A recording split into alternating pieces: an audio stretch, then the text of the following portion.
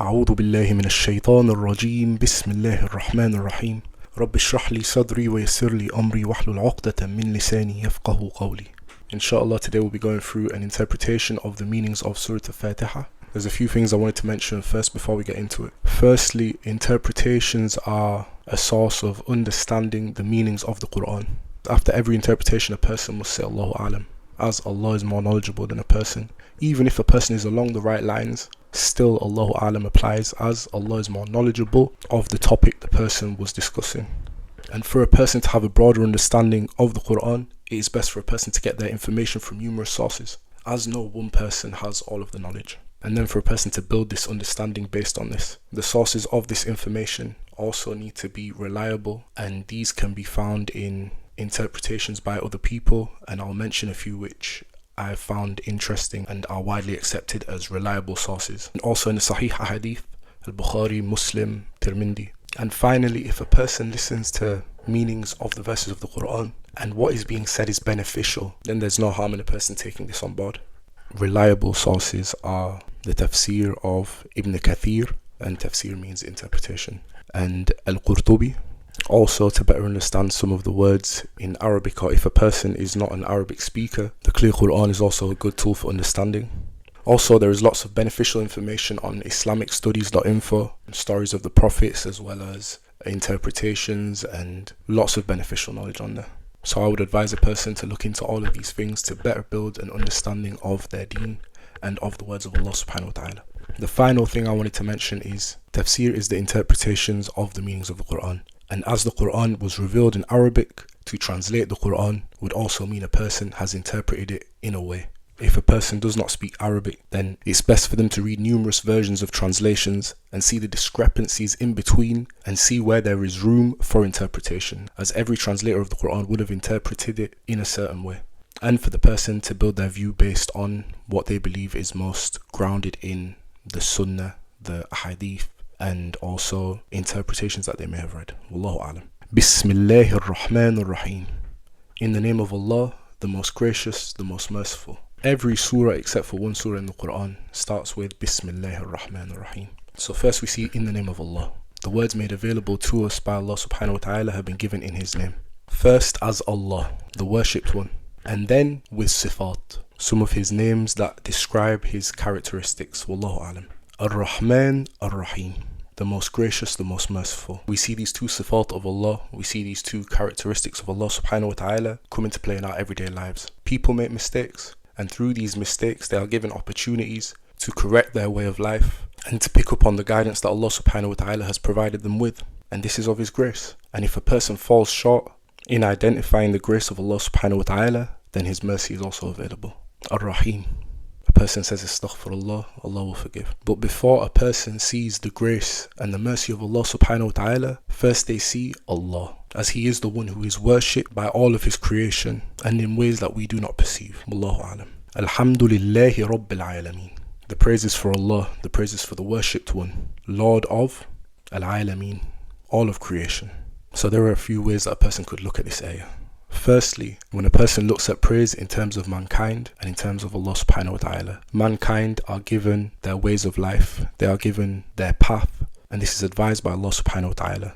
However, praise for mankind without Allah subhanahu wa ta'ala, it is not fulfilling for mankind. Mankind are created to fulfill their obligations by Allah subhanahu wa ta'ala, and I'll give an example. A person may wear a medal, and this medal may be called praise, and if a person wears another, and another, and another, and then their neck is filled with medals, eventually they will not be able to carry it. Why? Because a person is weak. A person is not made to carry all these medals of praise. So it's not for a person to be praised. The praise is for Allah. Rabbil Alameen, the Lord of all of His creation. And Rabb comes with numerous subcategories of the word. Rabb means the Lord. It means He is master of His creation. It also means He nourishes His creation. He's the one who provides for them. A person cannot provide for themselves without Allah subhanahu wa ta'ala. Rabb also means to nurture. So Allah subhanahu wa ta'ala sends guidance. Allah subhanahu wa ta'ala gives people opportunities to learn and to better understand their purpose in the life of this world and to prepare for their hereafter. And Allah subhanahu wa ta'ala fulfills these things for the rest of His creation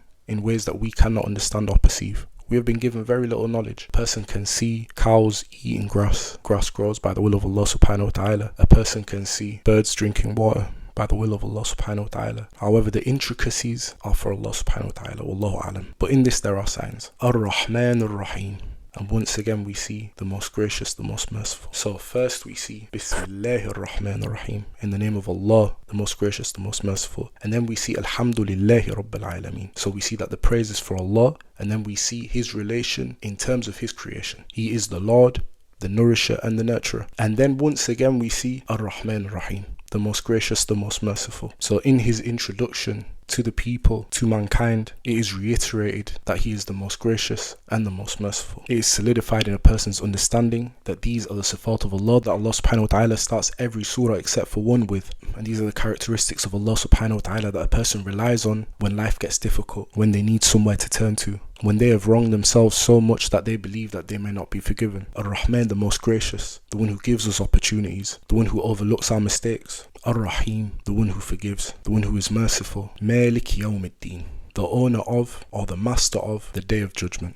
Yawmiddin can also be translated to the day of religion or the day of the way of life. So every person is given the life of this world. And then after the life of this world, every person goes up for judgment before Allah subhanahu wa ta'ala. Have they lived within the bounds of Allah? Have they followed His guidance? Or did they seek help from other than Allah? Did they believe that they would not meet their Lord on this day? He is the one who owns this day, the day where all accounts will be made. Wallahu a'lam. Iyyaka na'budu wa iyyaka nasta'in. It is only you we worship, and it is only you we seek help with. So in this ayah we see some acknowledgement. For a person to become a true believer in Allah subhanahu wa ta'ala, they need worship only Him. This is a condition. And they need seek help from only Him also. And worship, there are different levels and different acts. And a person may pray, and this is worship. A person may fast, this is worship. A person may also smile at another person, this is considered worship. A person may be kind to others, it is considered worship. A person may treat their spouse with respect, it's considered worship. To live within the bounds of Allah is a way of worship within itself. Wallahu a'lam. Iyyaka na'budu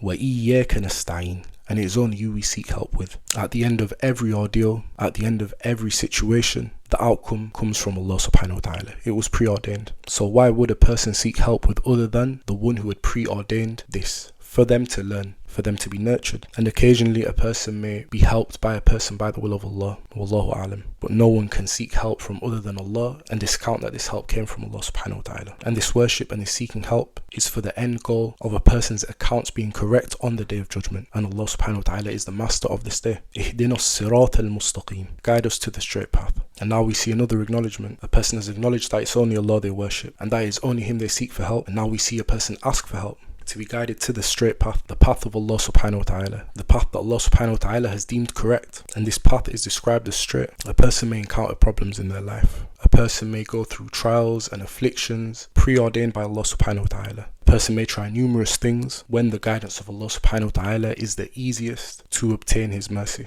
To recognize that He is the most gracious. Sirat alladhina an'amta alayhim, the path of those that you have blessed over. So now we see additional information. This straight path has been shared with people before us. It has been shared with those who we will read about in the Quran, who we will learn from their stories, who we will learn from their trials and their tribulations and their patience, who we will learn from their difficulties and their remembrance of Allah subhanahu wa ta'ala in these difficulties. غَيْرِ الْمَغْضُوبِ عَلَيْهِمْ وَلَا الضَّالِّينَ. Not those who the wrath is on them, or those who are astray. So there are people who have been blessed with this path, this straight path. And there are also those who have incurred the wrath of Allah subhanahu wa ta'ala, who were rebellious, who not only did not listen, but actively worked against the graciousness and the mercy of Allah subhanahu wa ta'ala. And there are those who are astray, those who have not reached the straight path, those who may have not been receptive to the guidance available, who may have been ignorant at times. However, whilst a person still has breath in their body, they may be forgiven through Allah's mercy.